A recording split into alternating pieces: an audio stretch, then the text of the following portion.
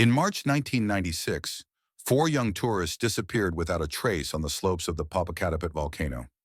For 18 years, their families lived in agony, not knowing what had happened to their loved ones. Neither rescue teams, nor investigators, nor even the most experienced guides could find a single clue about his whereabouts. Until 2014, when a completely unexpected discovery changed everything we thought we knew about this case. A backpack emerged from the melting snow, and what it contained would reveal a truth no one had considered. How is it possible that for almost 2 decades, no one found any evidence of these four young men? The answer will leave you speechless. Before continuing with this disturbing story, if you appreciate real-life mysterious cases like this one, please subscribe to the channel and turn on notifications so you don't miss any new cases. And tell us in the comments what country and city you're watching us from. We are curious to know where our community is spread around the world. Now let's find out how it all started. Popocatépetl, affectionately known as Don Goyo by the region's inhabitants, rises imposingly at 5,426 meters above sea level, making it the second highest peak in Mexico. This majestic mountain, whose name means Quea Mountain in Atl, is located on the borders of the states of Puebla, the state of Mexico, and Morelos, approximately 70 kilometers southeast of Mexico City. In 1996, the mountainous area around Popocatépetl was a popular destination for mountaineers and hikers from around the world. Nearby towns such as Amecameca, Atlixo, and Cholula served as starting points for those seeking the adventure of conquering this volcanic giant. The local economy depended heavily on mountain tourism, with experienced guides, guest houses, and specialized equipment shops catering to national and international visitors. The spring of 1996 had been particularly favorable for mountaineering. The weather conditions were stable, with temperatures ranging from 15 degrees Celsius during the day to -5 degrees Celsius at night in the highest areas. The winds were moderate and the visibility excellent, factors that attracted mountaineers of all experience levels. It was in this context that four young tourists decided to embark on what would be their last known adventure. Their names were Carlos Jimenez, 24 years old, originally from Guadalajara, Jalisco; Ana Sofía Vega, 22 años de Monterrey, Nuevo León; Roberto Salinas, 26, also from Monterrey; and María Elena Castillo, 23, from Puebla City. Carlos was a civil engineering student at the University of Guadalajara, known for his passion for mountain photography and meticulous excursion planning. His friends described him as a responsible and experienced person with more than 3 years of experience in recreational mountaineering. He had conquered several minor peaks in the Sierra Madre Occidental and documented each adventure with detailed photographs and notes in his personal journal. Ana Sofía was studying medicine at the Monterrey Institute of Technology and had met Carlos during a basic mountaineering course in Nuevo León the previous year. She was an athletic young woman who ran and swam and was in excellent physical condition. Her family remembered her as a determined and adventurous person, but also prudent in her decisions. Roberto, the oldest of the group, worked as a computer systems technician and was Ana Sofía's cousin. He was the one who had proposed the trip to Popocatépetl as a way to celebrate his recent promotion at work. He was known for his infectious humor and his ability to keep the group's morale high during the most difficult hikes. María Elena, the only one of the group who lived near the volcano, worked as a primary school teacher at a school in Puebla. He was the one who knew the area best and had served as a local liaison to plan the logistics of the trip. Her colleagues described her as an organized and reliable person with a deep love for the nature of her home region. The four had gradually gotten to know each other through mountaineering groups and social networks and had undertaken 2 minor excursions together before deciding to take on the Popocatépetl challenge. His plan was ambitious but not reckless. Ascend to the Tlamacas Refuge, set up a base camp depending on conditions, and attempt to reach the summit in the following days.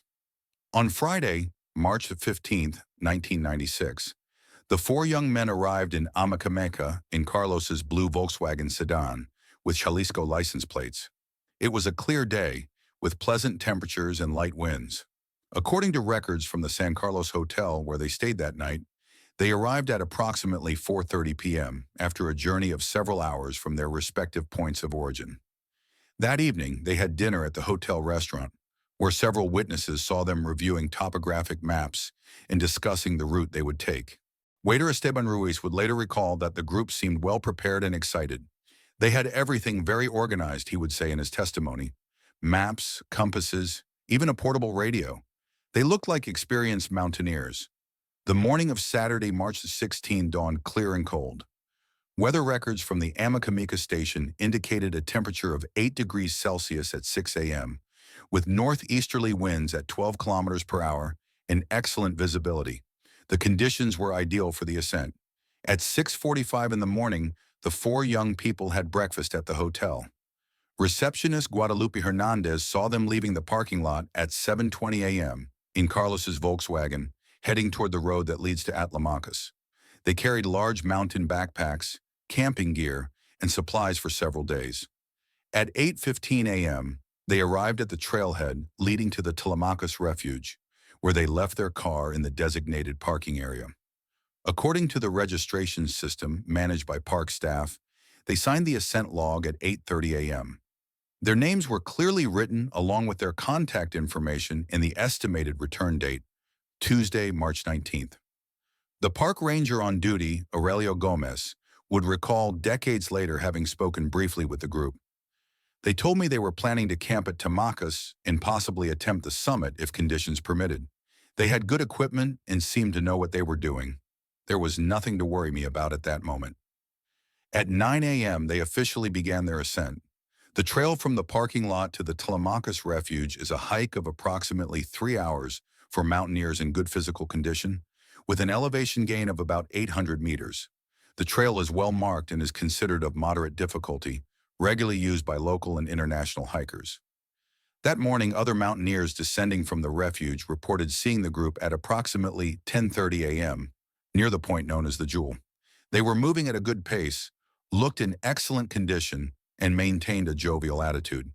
This would be the last time anyone would see them alive. Saturday and Sunday passed without any reported incidents. The weather remained stable, and other mountaineering groups in the area that weekend did not report seeing the four young men at the Telemacas refuge or in the surrounding area. On Tuesday, March 19th, the date they were scheduled to return, their families began to worry when they received no news. Carlos had promised to call home in Guadalajara as soon as they got off the mountain. Ana Sofia had agreed to meet her sister in Monterrey on Wednesday morning. Roberto had to report to work on Wednesday, and Maria Elena had to be back at her school the following Monday. On Wednesday, March 20th, when none of the four showed up for their respective appointments, the families began making calls. Carlos's family first contacted the Amakamika police, reporting that their son had not returned from a scheduled excursion to Popocatépetl. The first official response was activated on Thursday, March 21st, when Amakamika Municipal Police Commander Raul Estrada organized a preliminary search. The team found Carlos's Volkswagen exactly where they had left it, in the Telemacas area parking lot. The vehicle was locked and showed no signs of tampering or vandalism. Inside the car, they found some additional maps, Carlos's spare camera, and a bag with a change of clothes, items typically left in the vehicle during multi-day excursions. There was nothing to suggest trouble or haste in the departure. The first formal search was organized on Friday, March 22nd. The team was composed of municipal police officers, park rangers from the protected natural area, and several experienced local guides. They began following the standard route to Telemacas, carefully examining the trail for any evidence. No trace of the group was found at the Telemacas shelter. Other climbers who had been in the area over the weekend confirmed that they had not seen the distinctive four-person camp that would have been visible in the refuge area. This generated the first big question. If they arrived at the shelter as planned, because there was no evidence of their presence, the search expanded to alternative routes around the volcano. The teams inspected the trail to the crater, the side routes leading to Iztaccíhuatl, and the surrounding ravines. They used whistles, horns, and shouted the names of the missing. The echo of their voices resounded off the rock walls, but they received no response. Over the next few days, the search intensified. Volunteers from mountaineering clubs in Mexico City, Puebla, and Morelos joined the group. The Alpine Rescue Group of Mexico, an organization specializing in mountain rescues, sent a team of 6 experienced rescuers with advanced communications equipment and dogs trained in search and rescue. Tracking dogs found traces of the group on the main trail until about halfway to the shelter, but the tracks mysteriously vanished in a rocky area near a small stream. The dog handlers attempted to pick up the trail from different points, but were unable to find any clear direction the young men had taken. In the first week of April, state authorities in Puebla and the state of Mexico became formally involved in the investigation.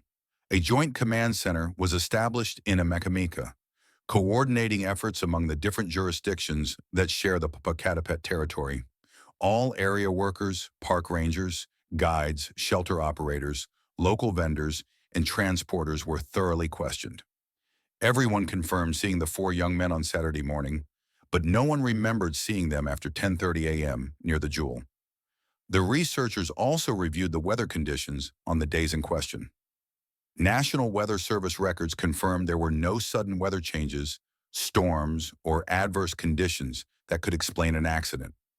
Temperatures remained within normal ranges for the season, and winds were consistently moderate. As weeks passed without any evidence being found, various theories began to emerge about what might have happened. The first hypothesis considered by investigators was an accident in some hidden ravine or crevice. Popocatépetl's volcanic terrain has numerous rock formations, caves, and depressions that might have been invisible from the main trails. Specialized searches were organized in these areas. Caving groups explored the known caves in the area, and expert mountaineers explored the deepest ravines using rappelling techniques. However, they found no evidence of recent falls, lost equipment, or human remains. The second theory considered the possibility that they had attempted an alternative route without reporting it. Some experienced climbers suggested they might have decided to take a more challenging route to the summit, avoiding the Tlamacus Refuge and opting for a direct approach up the volcano's north face. This theory led to exhaustive searches on less frequented routes. For 3 weeks, rescue teams explored trails occasionally used by expert mountaineers, including technical approaches requiring climbing equipment.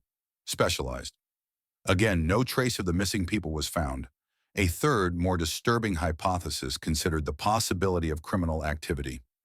In 1996, although the Popocatépetl area was relatively safe, it was not completely immune to criminal activity. Investigators explored the possibility of kidnapping, robbery, or encounters with armed groups. The backgrounds of all workers in the area were reviewed. People with criminal histories in the region were questioned, and reports of suspicious activity in the weeks leading up to the disappearance were investigated. The criminal investigation revealed no evidence of criminal activity related to the case. During this period, several reports of sightings appeared that turned out to be false leads. A family of tourists from Veracruz reported seeing 4 young men with large backpacks near Cholula, but upon investigation, it turned out to be a completely different group of hikers. An ATLXC merchant claimed to have sold supplies to a group matching the description, but the dates did not match, and he later retracted his statement. These false positives brought momentary hope to families, but they also diluted valuable investigative resources. The disappearance of the 4 young people profoundly changed the lives of their families and communities. In Guadalajara, Carlos's parents, Don Ernesto and Doña Carmen, became tireless activists, organizing independent searches and pressuring authorities to keep the case active. Don Ernesto, who worked as a supervisor in a textile factory, used his annual vacation for 5 consecutive years to travel to Popocatépetl and organize private searches. He hired experienced guides at his own expense, offered rewards for information, and maintained regular contact with other relatives of missing people in the Mexican mountains. Doña Carmen developed a deep depression that required prolonged psychological treatment. She stopped cooking Carlos's favorite dishes, kept his room exactly as she had left it, and lit a candle every Saturday, the day her son had begun his latest adventure. In Monterrey, Ana Sofia's family faced their own crisis. Her younger sister, Patricia, temporarily dropped out of college and moved in with her parents to support them emotionally. Ana Sofia's mother, Doña Esperanza, clung to the hope that her daughter would appear alive, refusing to consider the possibility of her death. Ana Sofia's father, a retired engineer, became obsessed with studying topographic maps and mountain routes, convinced he could find a route that researchers had overlooked. He spent hours drawing possible alternative routes and calculating travel times, an activity that provided him with some psychological comfort. Roberto, being the only member of the group with a full-time job, left an immediate professional void. His colleagues at the IT company organized a fundraiser to help his family with search expenses and kept his job open for 6 months while awaiting his return. In Puebla, Maria Elena's disappearance had a profound impact on the educational community. Her fifth-grade students waited for her for weeks, asking daily for their favorite teacher. The school principal organized prayer services and kept parents informed about the search efforts. The Amicameca community was also affected. The case generated some distrust toward mountain tourism, with some local merchants reporting a decrease in hiker visits in the months following the disappearance. Professional guides implemented additional safety measures and began requiring more detailed itineraries from their clients. In 1997, the first anniversary of the disappearance, the four families joined together to organize a coordinated search. They hired a private investigation firm specializing in missing persons, investing their family savings in a 2-week operation. The company used more advanced technology than was available in 1996, including satellite communications equipment and highly sensitive metal detectors. They systematically reviewed areas that had been previously explored, operating under the theory that important evidence might have been overlooked during the initial searches. During this operation, they found several metal objects buried in the area, including rusty cans, fragments of abandoned mountain equipment, and the remains of old campfires. Each discovery generated intense expectations, but none turned out to be related to the four missing people. In 1998, a self-proclaimed psychic approached the families, claiming to have visions about the young men's whereabouts. Although the families were skeptical, desperation led them to consider every possibility.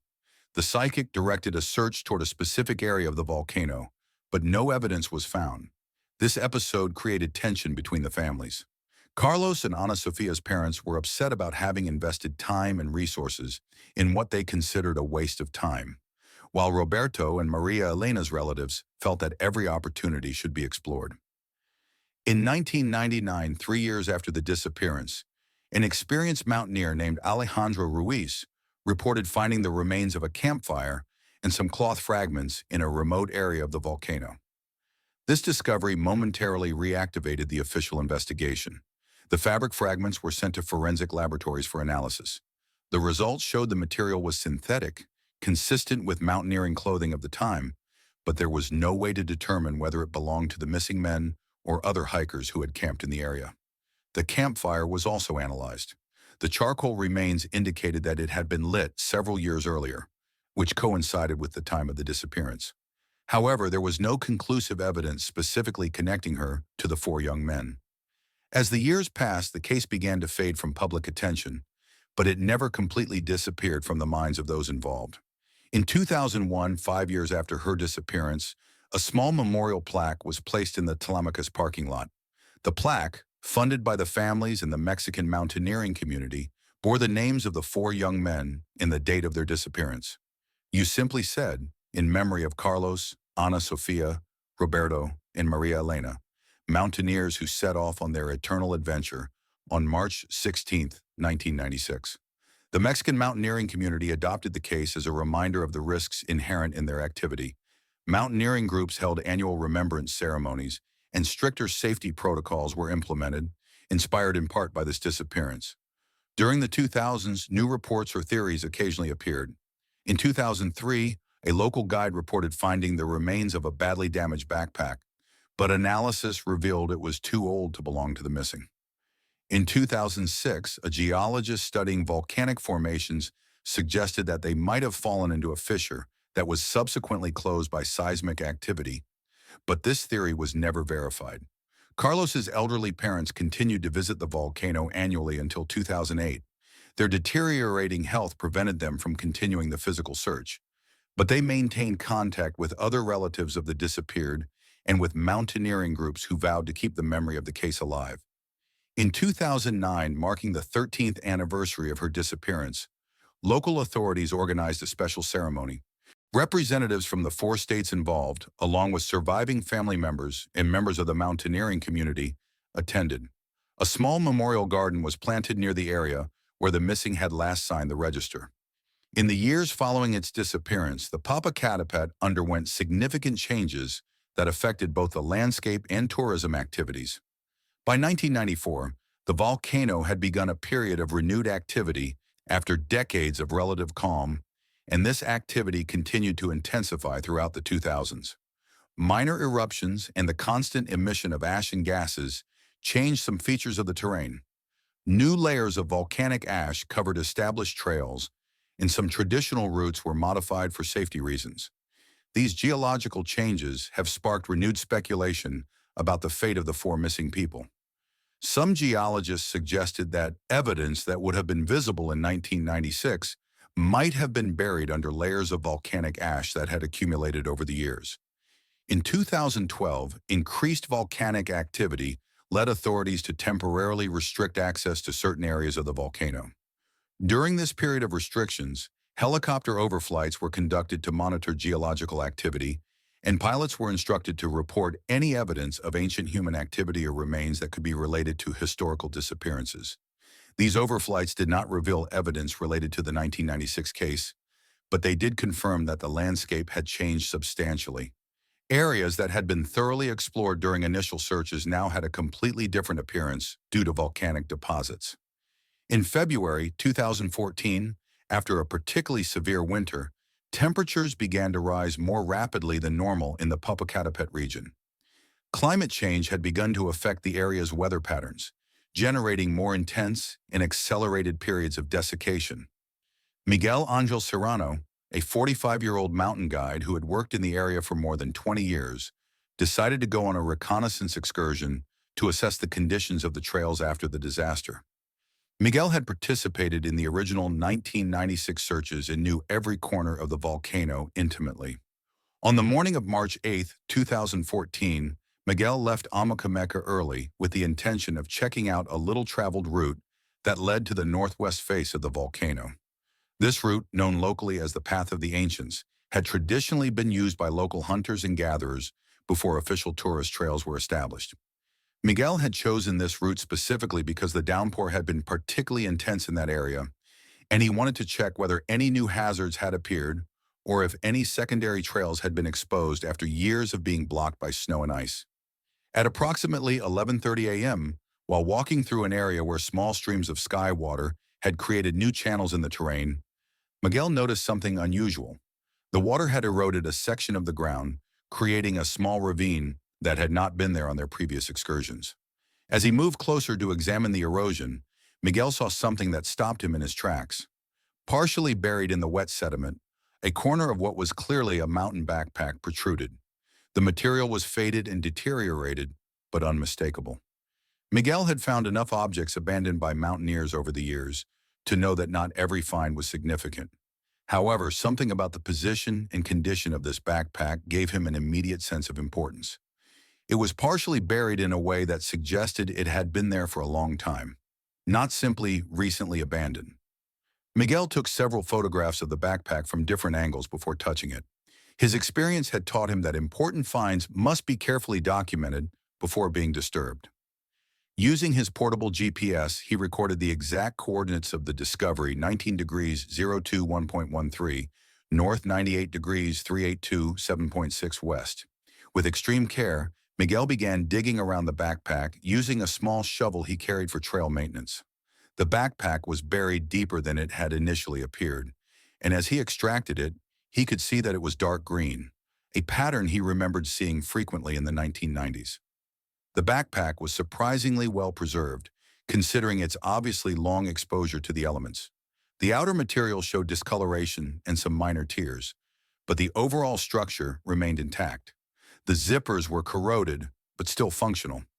Miguel felt his heart race as he examined the backpack. On the front panel, barely visible due to discoloration, he could make out an identification label. With trembling hands, he carefully cleaned the label until he could read the name written in fading ink: Carlos Jimenez, Guadalajara, H. The realization of what he had found hit Miguel like a lightning bolt. He immediately recognized the name of one of the four young men who had disappeared in 1996. He had participated in the original searches and clearly remembered the names of the missing men. Miguel took more photographs, including the UPS closet ID tag. Then, using his cell phone, he attempted to contact local authorities. The signal was weak in that location, but he managed to contact the Emeka Municipal Police. "I need to report an important discovery," Miguel told the officer on duty. "I believe I found evidence related to the four young men who disappeared in 1996. The officer was initially skeptical. They had received similar reports in the past that turned out to be false positives. However, when Miguel provided the exact GPS coordinates and described the ID tag in detail, the tone of the conversation changed. "Stay in the exact spot where you found the object," the officer instructed. "Do not touch anything else, and do not allow anyone else to approach the area. We will send a team immediately." Miguel spent the next 2 hours waiting by the find, protecting it from the curiosity of other hikers who occasionally passed through the area. During this time, he carefully examined the surrounding area for additional evidence, but without touching anything.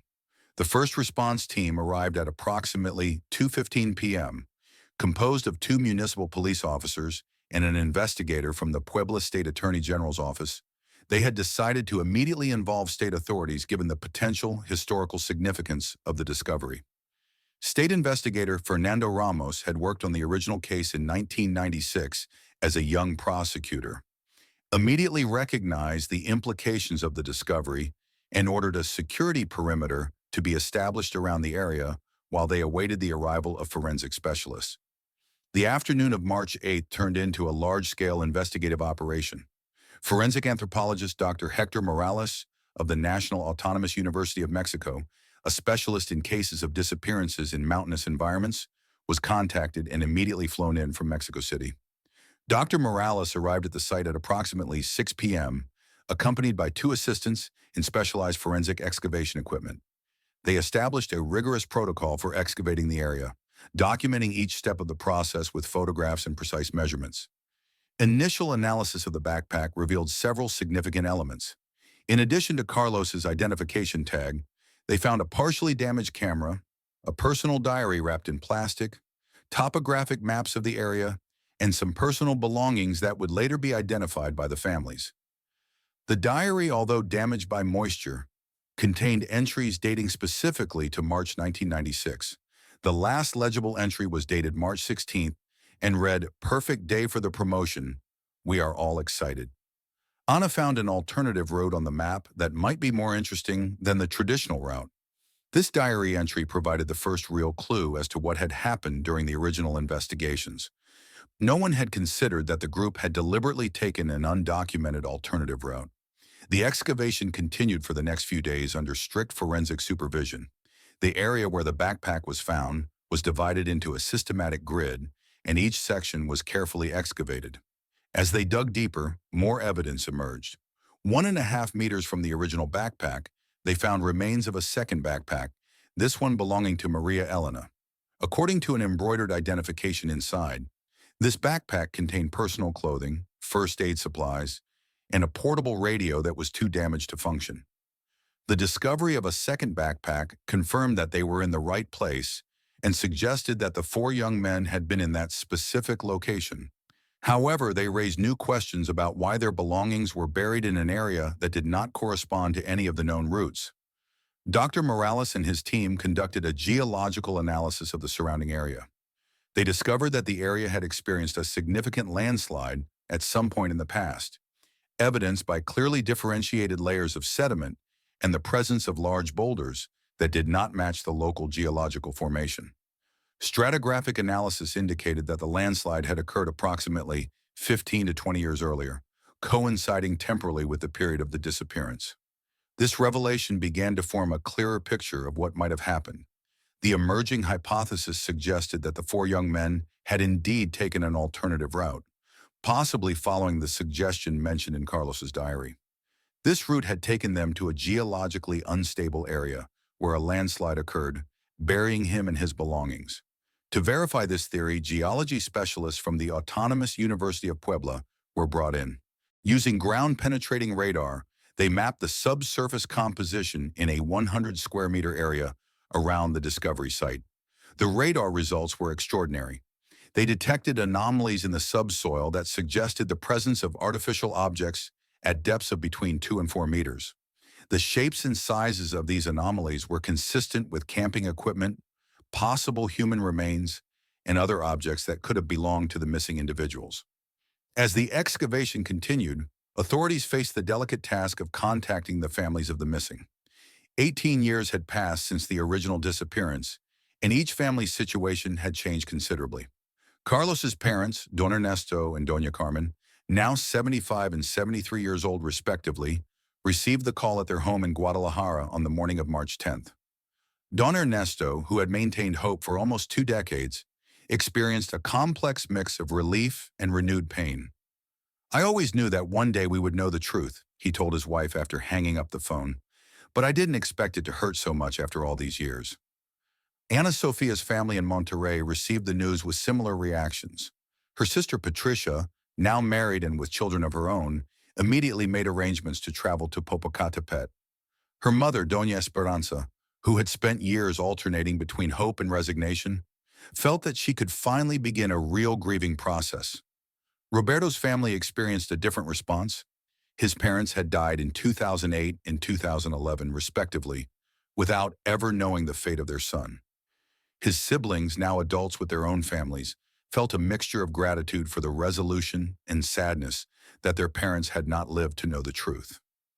Maria Elena had been an only child, and her parents had also passed away in recent years. His cousins, who had kept his memory alive, were the ones who received the official notification. They immediately organized a family meeting to decide how to proceed with the findings. The March 12th excavation revealed the most significant find to that point. At approximately 3 meters depth, the forensic team discovered partial human remains, along with camping equipment that clearly dated to the 1996 period.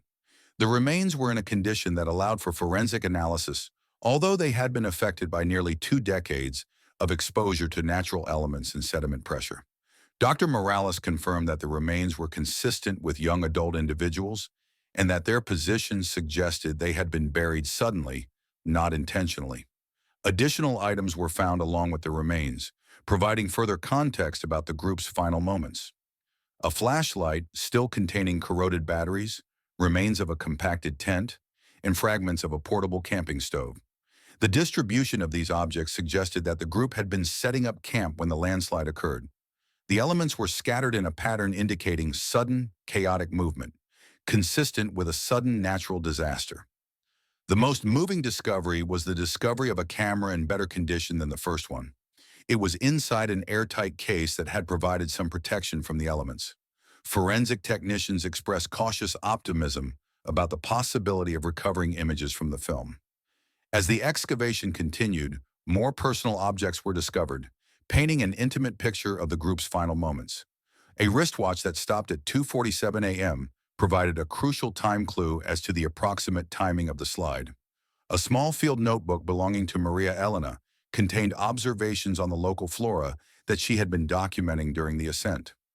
Among the most poignant objects was a sealed letter that Ana Sofia had written to her parents, apparently planning to send it after returning from the trip. The envelope, although stained and damaged, had kept its contents legible. The letter expressed his excitement about the adventure and his future plans after graduating from medical school.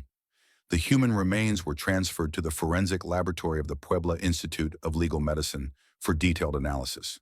The identification process included dental comparison, DNA analysis, and examination of personal items found with each set of remains.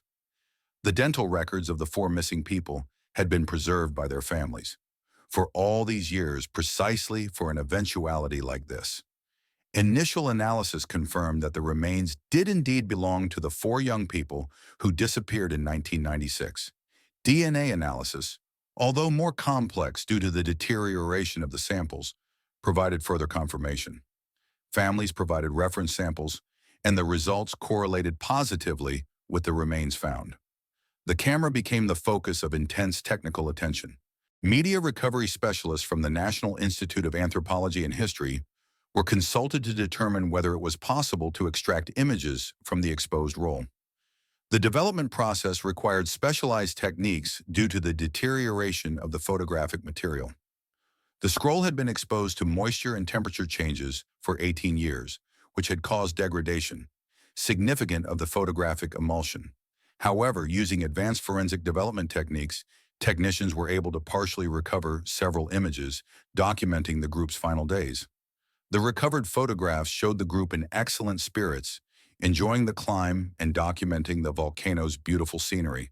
A total of 14 partial images were recovered from what had originally been a 36 exposure roll. The first photographs showed the group preparing to leave Amakamaka with their backpacks loaded in expressions of anticipation. Other images documented the climb, including shots of the trail, the volcanic landscape, and moments of rest where the group was seen sharing food and joking with each other. The latest images showed the establishment of a camp in a location that could now be identified as the landslide area. One photograph showed Roberto and Carlos working together to set up the tent, while another captured Maria Elena preparing dinner on the portable stove. One particularly revealing image showed Ana Sofia pointing toward a rock formation while holding a map. The smile on her face contrasted painfully with the knowledge of what would happen shortly after that photograph was taken.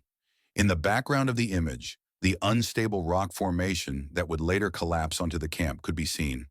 The last recoverable photograph was apparently taken on the afternoon of Saturday, March 16th, showing the group gathered around a small campfire as the sun set behind the mountains.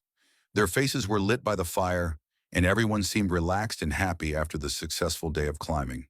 With all the evidence available, investigators were finally able to reconstruct a probable sequence of events that explained the disappearance 18 years earlier. The group had indeed followed the alternative route mentioned in Carlos's diary. This route, which did not appear on official maps but was known to some experienced mountaineers, promised more spectacular views and fewer crowds than the standard route to the Tlamacus refuge. The alternative route had taken them to the northwest face of the volcano, following an old trail that in 1996 was not officially marked or maintained. This area was geologically less stable than the main routes, but this was not widely known at the time. According to analysis of photographs and physical evidence, the group arrived in the area at approximately 4:30 p.m. on Saturday, March 16th. They had chosen to set up their camp on a small natural plateau that offered protection from the wind and exceptional views of the surrounding valley. The camp's location, although picturesque, was situated directly beneath a fractured rock formation that had been weakened by years of minor volcanic activity and erosion. Researchers determined that signs of geological instability would have been visible to experts, but not to recreational mountaineers. Geological evidence and the stop clock suggested that the landslide occurred during the early hours of Sunday, March 17th, specifically around 2:47 a.m. Historical seismic analysis confirmed that there had been minor seismic activity in the region during that night, enough to destabilize the already fragile rock formation where they had camped. The earthquake, recorded as 3.2 on the Richter scale by volcanic monitoring stations, had been considered minor and had not generated alarms. However, it had been enough to cause the unstable rock formation directly above the camp to collapse. Forensic analysis indicated that the landslide had been sudden and massive. Approximately 200 tons of volcanic rock, earth, and sediment had fallen on the camp in a matter of seconds. The position of the remains suggested that the four young men had been sleeping in their tents when the catastrophe occurred. The landslide was massive enough to completely bury the camp and its occupants under several meters of rock, earth, and volcanic sediment. The sudden nature of the event explained why they had no opportunity to escape or call for help using their portable radio. The slide location also explained why the original searches had found no evidence.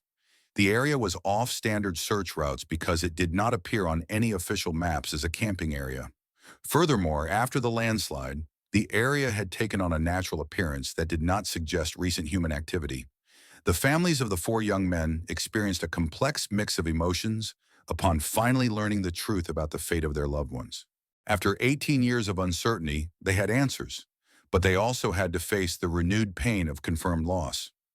Don Ernesto and Doña Carmen traveled from Guadalajara to be present during the final excavations. Don Ernesto, now frail but determined, remained at the site for hours watching the forensic work with a mixture of fascination and pain. "Finally, we know they didn't suffer," he told his wife one afternoon, as they watched the volcano from their hotel in Amakameka. They were doing what they loved and it was fast. That gives me some peace. Doña Carmen found particular solace in the recovered photographs. Seeing their smiles in those last photos reminds me how happy Carlos was. He commented while holding copies of the developed images. He died happy, doing what he loved. Ana Sophia's family organized a private ceremony at the discovery site. Patricia, now 42 and a mother of three, read a letter she had written to her sister years earlier, but had never been able to deliver.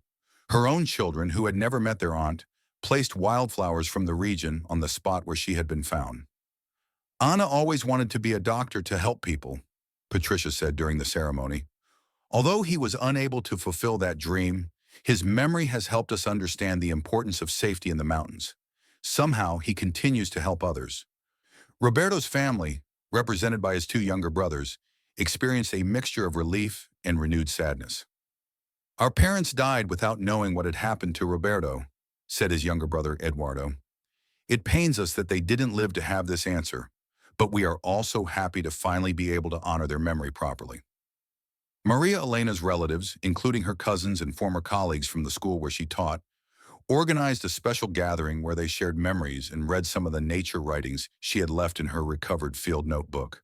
The remains were finally released to the families for proper burial after all forensic analyses were completed.